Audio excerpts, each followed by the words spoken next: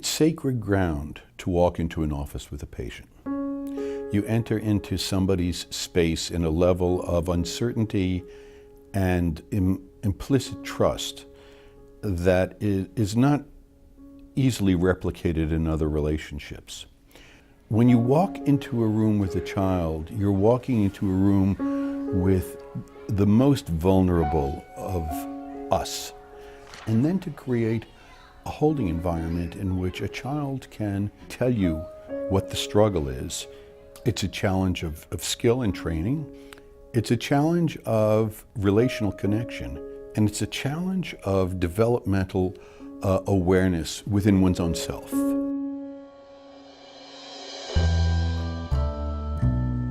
In the United States at this point, roughly 1 of 5 children is now born into poverty or extreme poverty.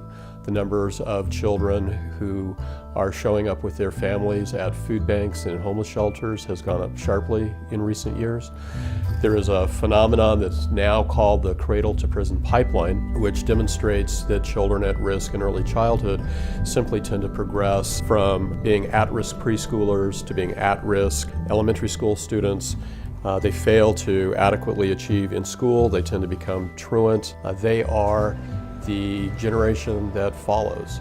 If we don't help them succeed, then we will simply absorb the costs of their adversities in our school systems and our child welfare and our juvenile justice settings, and for all too many of them, we will see them again in the adult criminal justice system. If we fail in our effort to train the psychologists for the 21st century to address the needs of children and families who face multiple adversities, the consequences will be absolutely foreseeable. MSPP's commitment to working with children and family is critical. It is an unmet need for sure. There aren't enough child-trained therapists to meet all of the needs that we see in children. With depression, as an example, up to 80% of the kids will be undiagnosed and untreated. And that's huge. If we're only treating 20%, we're not doing a good job at identifying the kids. And so I think MSPP's focus on training therapists to be really good child clinicians who know how to work with families, who know how to work with kids directly, and who know how to work with the systems associated with children is crucial. Somewhere on the order of 60% of parents cannot find care for their children. MSPP is training the next generation of mental health providers to meet that need. We have every reason to believe that psychology can play a major role in this effort, but it means that we will have to rethink what a good psychologist is in how we imagine engaging with children, with families, with communities, with systems.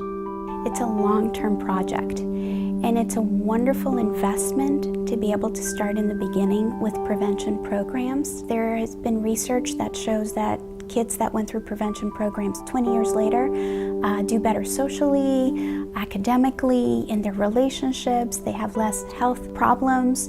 Working with children and families goes beyond immediate one-on-one sort of office kind of therapy.